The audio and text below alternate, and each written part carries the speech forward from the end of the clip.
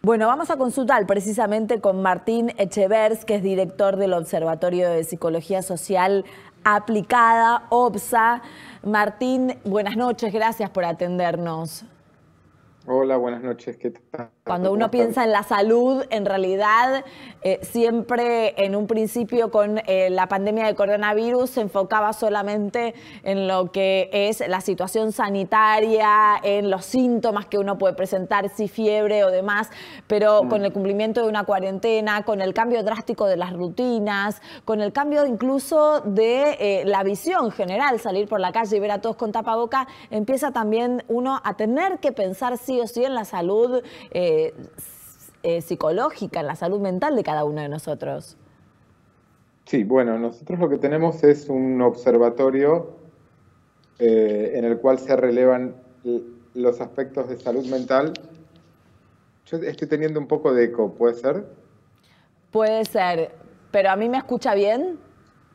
A usted perfecto. Bueno, no hay Entonces, problema es un entonces. ejercicio más de salud mental escuchar mi propia voz. Vamos a ejercitarlo. Le vamos a sumar un estresor más a la cuarentena. Bueno, nosotros estamos relevando Sí. cuál es la adhesión que hay a las medidas estatales, a lo que es la cuarentena, a la restricción para salir, que son todas medidas preventivas. Las cuarentenas lo que son medidas conductuales complementarias de las medidas biomédicas, es decir, de los tratamientos biomédicos. Tienen una larga historia en la humanidad. Las primeras cuarentenas registradas en relación a las pandemias en esa época no eran estrictamente pandemias porque la dispersión de las enfermedades y los virus era mucho más lenta y más acotada territorialmente, pero es de más o menos del año 1200. Y sí, es un gran esfuerzo. Lo que mencionaba tu colega al principio de la comunicación es que en los estudios previos que están vinculados al ébola y al SARS, de menos del 2005 en adelante, justamente la población psicológicamente más afectada por depresión, ansiedad y sentimientos de estigmatización, etcétera, las personas que integran el personal sanitario, no solo los médicos, sino el personal sanitario. Por varias razones, son los que más expuestos están, son los que más expectativas reciben por parte del resto de la población, eh, son los que más tensión tienen y todavía eso no lo sabemos. Es un estudio que el próximo va a salir en 2 o 3 días. Tenemos los datos en bruto, pero estamos haciéndole el análisis un poco Para más mí me llama la fino. atención lo que está diciendo, porque en algún punto uno puede llegar a pensar que los médicos, al tener más información, pueden tener menos miedo. Pero quizás la incertidumbre, los miedos, la convivencia con una rutina que cambia drásticamente no los suprime, ¿no? Como que la información no quita un poco de Ujú. sentimientos de miedo en este caso. Sí, nosotros relevamos miedo, también depresión, ansiedad, irritabilidad y todo el amplio espectro de la sintomatología psicológica, que es lo que se llama el espectro ansioso o depresivo. Y no es solamente los médicos, digamos, es el personal sanitario. Claro, En claro. este caso todavía no tenemos los resultados. Ahora, si nosotros tomamos en cuenta Dale. los estudios realizados en el norte de Canadá, en el sur de China, en la costa este del África eh, y en algún lugar europeo también por el tema del ébola y del SARS, que fueron, no sé si son estrictamente extrapolables, lo que se observa es que sí, que el personal sanitario es de los más afectados.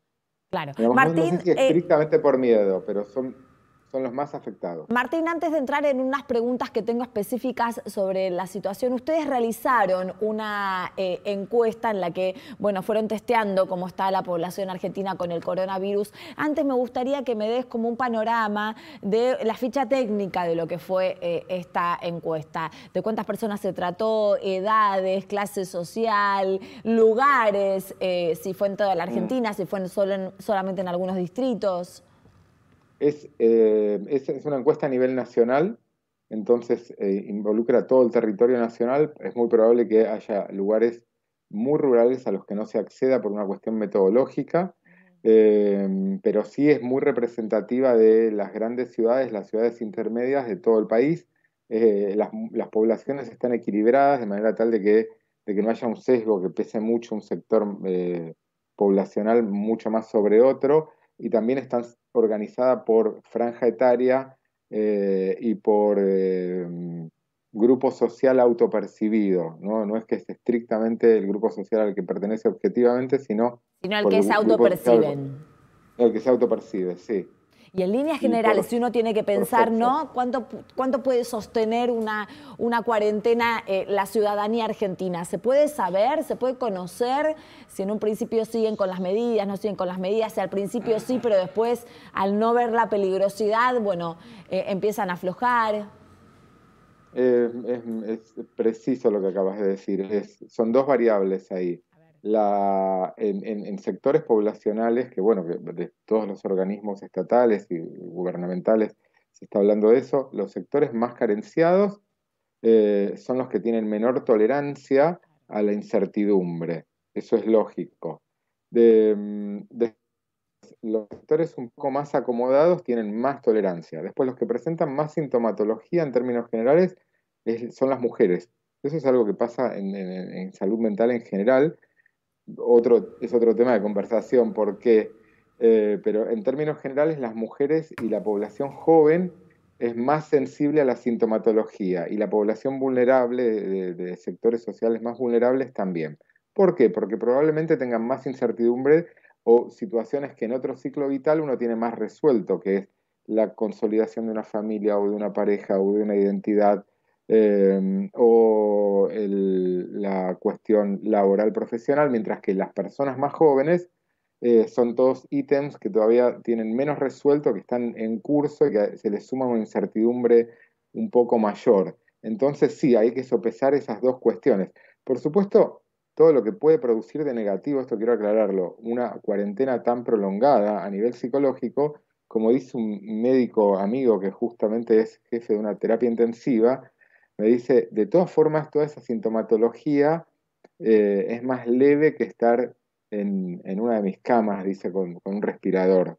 Así que eso es algo importante para que lo tengamos presente, o que algún familiar de los nuestros esté en esa situación, y creo que es el tiempo necesario para que los sistemas de salud se vayan acomodando, preparando todo lo posible para, bueno, esto que vos mencionabas al principio del programa, una oleada que Martín, no antes de vino. avanzar, porque vos mencionabas acerca, ¿no?, de esta tolerancia que había entre algunos y otros, justo tenía una pregunta al respecto, Facundo. Sí, ustedes en la encuesta analizaron, entre otras cosas, algo que es una certeza, y es que hay cambios de hábitos, pero llama la atención uno de las consultas, digamos, que tiene que ver con la incorporación en exceso, de alguna manera, o para estoquearse de alimentos, y solamente el 15% de las personas dicen que definitivamente compran más alimentos como para estoquearse. Y sin embargo, nosotros hemos visto toneladas de papel higiénico, por ejemplo, que la gente compró en las vísperas de la cuarentena, y si eso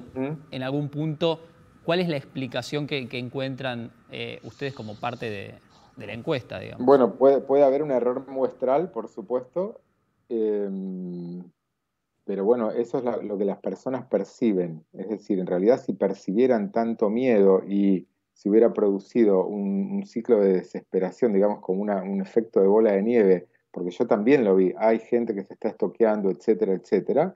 Lo vi más bien en las noticias, no lo vi tanto cuando yo he hecho compras, ¿no? Pero ahí estoy hablando de mi experiencia singular. Eso produce un efecto de bola de nieve. La verdad que la población nuestra está respondiendo muy bien dentro de de todos los esfuerzos que implican una cuarentena. En términos generales está respondiendo bien. Es decir, entre los dos polos que son egoísmo, altruismo, pareciera primar el altruismo.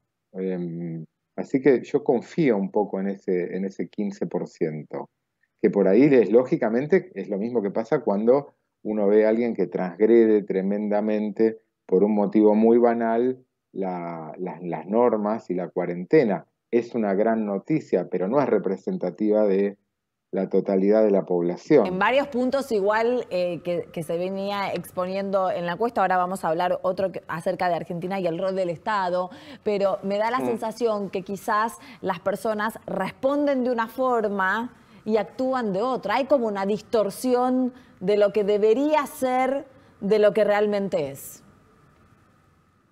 ¿O no? Sí, bueno, ese es un punto metodológico muy complicado.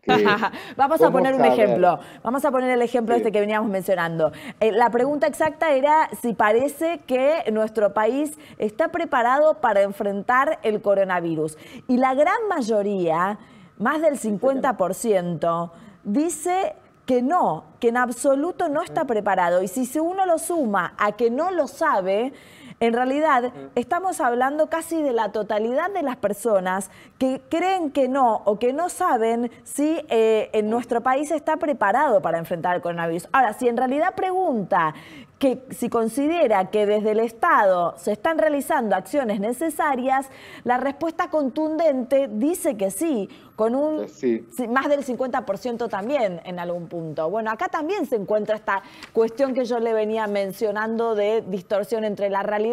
Dice, el país no está preparado, pero el Estado sí está tomando medidas. Entonces, ¿cómo se encuentra ese correlato? Justamente, a ver, lo primero es que las personas no somos coherentes. Las personas, francamente, no somos coherentes y este no es el objetivo del estudio, mostrar incoherencias entre lo que uno hace, cómo uno se autorreferencia y otra pregunta inmediatamente que puede borrar la anterior y que puede ser una contradicción total. Eso es clarísimo, puede ser debido a errores metodológicos, pero representa realmente cómo somos. Ahora yo le podría dar otra explicación, que es que como las personas creen que la Argentina no está preparada, acompañan todo este gran movimiento y todo este esfuerzo de medidas, porque creen que no estamos preparados. Ajá. ¿Ok? Entonces como creemos que no estamos preparados y le tengo mucho miedo, esa es la pregunta que está atrás, si ven otro ítem, es la gran mayoría le tiene un miedo tremendo. Claro. Quizás le vayan teniendo menos miedo porque ven que los resultados no son tan desastrosos y no se ven, afortunadamente, imágenes como las que vimos de Ecuador o de otros lugares del mundo. Pero volviendo al punto, es a mayor miedo, mayor explicación o contención o soporte de todas estas medidas que son sumamente restrictivas, que en otro tipo de situación serían impensables. No sé si me expliqué. Sí, se entendió perfecto. Clarísimo, o sea, para mí es coherente eso, que es como creemos que las cosas, como creo que mi auto está muy, muy roto, apoyo todo lo que el mecánico me diga. Todo lo que el mecánico me diga. Pero también puede pasar que yo piense que el mecánico es el peor del mundo y que no va a solucionar mi auto. Podría haber pasado eso. Podría, pero no está pasando. Algo que sí está pasando, Martín, y es claro, es lo que vos decías, donde casi 9 de cada 10 argentinos tienen terror de contraer el coronavirus, que también es paradójico porque la inmensa mayoría de la población, de hecho el 50% a nivel mundial, es asintomático, ni siquiera siente realmente que tiene un problema. Y en la encuesta el 9 de cada 10 tienen terror de contraer el coronavirus. ¿Eso por qué se da? Porque 9 de cada 10 piensan que no van a ser asintomáticos. Claro. Eso es uno. Después la otra es que la información científica no es completamente sólida. Es muy reciente, es difícil de procesar, hay que ver qué franja etaria tiene cada uno. Depende, digamos. El dato concreto es que la gran mayoría preferiría no tener coronavirus. Claro. Ahora, con respecto a lo que estaba preguntando recién entonces Facundo, ¿podría pasar que también ante una pandemia, ya de por el nombre, porque también es algo desconocido, porque hay una incertidumbre constante sobre, no hay fecha de vencimiento en esto, eso genera más miedo de lo real, que despierte un montón de cosas en la población? Bueno, al principio del programa vos mencionabas cambio de rutina, que vos dijiste que no lo tuviste mucho. Pero el otro punto, la gran mayoría de la población tuvo cambio de rutina y lo otro que el ser humano no tolera mucho es la imprevisibilidad. Es decir, no saber cuándo va a ser Navidad. ¿Será el 24? ¿Será Navidad el 24? ¿Las vacaciones de invierno van a ser en julio o van a ser en septiembre? ¿Cómo es esto? Eso es lo que el ser humano a nivel pandemia no tolera. Y en estas Y cuando cosas, uno ve, déjame ponerte algo también de la encuesta, ¿no? Que llamó bastante la atención. Toda esta incertidumbre, esta cosa que no conocemos, que nos despierta incluso en un montón de situaciones positivas, que las hay, y negativas, propias de cada uno que se desconocían por ser inédita la situación. También uno, en una de las preguntas es que si se entera que algún conocido no cumple la cuarentena, si lo denuncia. Y el sí es rotundo. Se ha despertado un espíritu de ciudadanos policías, que estamos hablando de más de un 93% que dijo, sí, yo lo voy a denunciar. Que después hay que ver si en la práctica sucede. Ay, ¿no? para mí sí. ahí está el punto. Para es mí una pregunta sí. que es, lo denunciaría, ojo, Claro. lo denunciaría, que quiere decir moralmente se merece mi reprobación. Hay que ver si Después tomaría la marca el acción. teléfono, claro, marcar el número y Hay que llamar. ver, hay que ver. Ahí es importante que vos ustedes fíjense que nuestra cuarentena es obligatoria, mientras que en otros lugares del mundo la cuarentena no fue obligatoria, es sugerida y hay una gran restricción, por supuesto, a muchos puntos.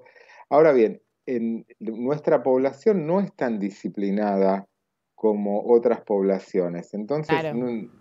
yo creo que dicen que lo harían, pero no sé si lo harían. Claro, después en la práctica es un Y tema. digamos, eso lo podemos Ay, saber tendrían por que fuera haberles de la preguntado si pandemia. violaron la cuarentena, a ver si dicen Claro. la verdad. Yo no sé, eso no estoy tan Esa segura. es una de las preguntas más difíciles para una encuesta de este tipo, preguntarle, ¿usted discrimina? No, por supuesto que no, te va a decir alguien. Te va a Claro, decir todo el... claro, es otra de Sí, las grandes que hay una cosas. gran diferencia entre lo que hacemos, lo que pensamos, cómo nos ven y cómo nos vemos a nosotros mismos. Sí. Otra de las preguntas A ver. interesantes es ¿cuánto tiempo crees que va a durar la epidemia del coronavirus? Y ahí una inmensa mayoría responde que puede durar entre 2 y 3 meses o 4 y 6. Más o menos 6 de cada 10 argentinos creen que va a durar menos de 6 meses.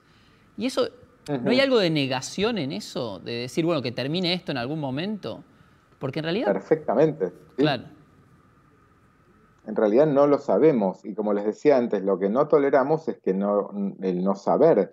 Y saber, cuando uno claro. consulta a un especialista razonable, serio, no te va a dar una fecha porque no se sabe. Entonces te pueden decir, hay tantos ensayos en... O es una negación o es un deseo, no lo sabemos. Claro. Puede ser un deseo también, ¿no? Esto de que dure lo menos posible. O una confusión también de cuánto va a durar la epidemia y cuánto va a durar la cuarentena, que no es exactamente lo mismo. Claro. Entonces quizás también la gente asocia directamente epidemia con cuarentena y dice, no, no puede durar más de 3 meses, porque... Yo lo leería es ¿cuánto crees que va a durar esta desgracia de tu vida? No sé si las personas están pensando en la pandemia a nivel global. Cuando se les pregunta eso, lo que están pensando es ¿cuánto crees que te va a afectar a vos en tu pequeña vida cotidiana? Y son 3 meses como máximo. O sea, es una proyección tremenda para una persona eso. Claro. Por eso quizás los gobernantes van paso a paso, ¿no? Entonces no nos dicen que nos vamos a quedar hasta septiembre. Bueno, hay una parte muy interesante de la encuesta que me gustaría que repasemos entre los tres, que habla un poco de los sentimientos, las emociones de cada uno. Me imagino que son diversos y que no se puede hablar del universo de emociones que despierta esto. Se tomaron 3, la preocupación, la incertidumbre y la ansiedad. Y en la preocupación está entre bastante o más o menos el porcentaje mayoritario de personas. Por lo tanto, hay preocupación. Habría que desgranar qué de todo es lo que da preocupación. En la incertidumbre, casi con el mismo porcentaje también, la mayoría dice que que siente bastante la incertidumbre o que siente más o menos también incertidumbre. Está bastante más repartida la situación de la ansiedad. Creo que acá entra un poco también la negación, ¿no? Porque la ansiedad es parte de los memes de todas las redes sociales con que todo el mundo está comiendo, está tomando, Claro. ¿no? Está durmiendo. ¿Qué evaluación podemos hacer un poco de esto? En cuanto a los síntomas, esas son distintas maneras de preguntar por lo que se llama el espectro de la ansiedad. Entonces, los síntomas más prevalentes son siempre los de la ansiedad. Una de las partes más importantes de la ansiedad o preocupación o miedo es frente a algo que se conoce poco, que no se puede calcular cuál es la fecha en la cual este tema se va a resolver. Calculemos que las personas muy ansiosas y preocupadas son esas que se agolpan mucho tiempo antes. ¿Por qué? Porque mentalmente tienen una expectativa negativa. Entonces, si yo tengo una expectativa negativa, voy a actuar en mi conducta en previsión de esa expectativa mía. Si yo pienso que va a haber mucha gente haciendo cola en el banco y que no voy a entrar, yo voy a tratar de ser de los primeros en estar y voy a estar haciendo cola mucho más tiempo de lo que sería recomendable o yo mismo generaría la cola, digamos. No sé si me expliqué. Entonces, lo que va pasando con el espectro ansioso es que va a ser siempre mucho mayor, más prevalente que el de la depresión. Ahora, cuando la ansiedad se prolonga en el tiempo, en general se funde con los síntomas depresivos, porque si yo tengo una expectativa negativa sobre el futuro, y en realidad eso no es sobre el futuro del bien de la humanidad, es sobre mi futuro, es lo que piensa en términos psicológicos una persona, o el de los que lo rodean, empieza a tener pensamientos muy negativos. Esos pensamientos negativos hacen que las cosas sean cada vez más pesadas para uno. Tu vida cotidiana se transforma en una vida mucho más pesada. Lo que naturalmente hacías con algún esfuerzo, ahora lo vas a hacer con mucho más esfuerzo. Ahora, Martín, usted es especialista en salud mental, ¿verdad? Me da la sensación que todos entramos en una nueva normalidad. Ya llevamos días en cuarentena y hay mucha gente que sale muy poco y que su normalidad ahora es ver poco y no nota quizás los cambios que se dan a nivel mental, los cambios físicos incluso que se dan y demás. ¿Cuál es la población en ese sentido que más hay que cuidar en salud mental? Porque me imagino que los niños también es algo a prestar atención, que no van a una plaza, que no salen de un departamento, muchos de ellos viven en departamentos chiquitos, no comprenden en demasía los padres de esos niños y los adultos mayores, que muchos de ellos de 60, 70 años vienen de generaciones de esfuerzo, de trabajo, de autosuficiencia y que ahora piensen que no los dejan hacer algo que ellos sí quieren hacer, que es salir o encargarse de sus negocios o de sus profesiones. Es muy fuerte. ¿Cómo podemos discriminar en consejos de salud mental para cada franja? Un poquito ahí. Ok, para cada franja. Lo que dicen los estudios es que lejos de estar acostumbrándonos, la sintomatología es cada vez mayor, las llamadas a los centros de atención, a los centros de voluntarios, a los servicios de asistencia telefónica, psicológica, son cada vez mayores. Después, las relaciones interpersonales es lo más difícil que tenemos en nuestra vida cotidiana normalmente. Ahora se agrava eso por, como vos decías, el hacinamiento, o a veces no necesariamente tiene que ser hacinamiento, pero lo que está preparado para una vida cotidiana en donde la mayor parte del tiempo uno está afuera, los niños están en la escuela, y la tercera edad va a su centro de jubilados, a la pileta, a hacer sus compras, ahora tenés una reclusión mucho mayor.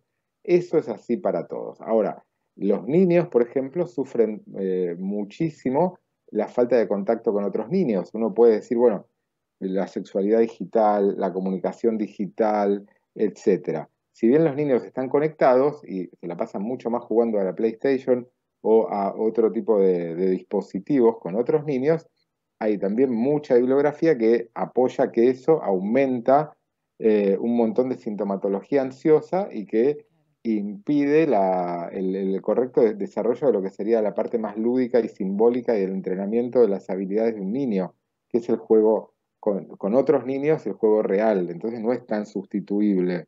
Digamos, uno se va poniendo un poco más, va perdiendo un poquito la sensación de realidad con esta Claro. virtualidad. Eso es para los niños. Después los padres estamos todos sobrecargados o preocupados, sobrecargados con las tareas escolares de los niños. Sí. Los maestros, que también son padres, tienen a sus propios niños más la innovación, digamos, afecta a todos. Ahora bien, la población a la que más afecta es, de acuerdo a los estudios, la sintomatología es a los niños y a la población más joven. A la población más joven, así como el coronavirus el COVID es mucho más peligroso para la tercera edad, yo diría que la cuarentena es mucho más perjudicial para los sectores más activos, quizás porque, esta es una hipótesis, la tercera edad está más acostumbrada Perfecto. a tener una vida un poco más restringida. Clarísimo. Gracias, doctor. Gracias, Martín, por atendernos.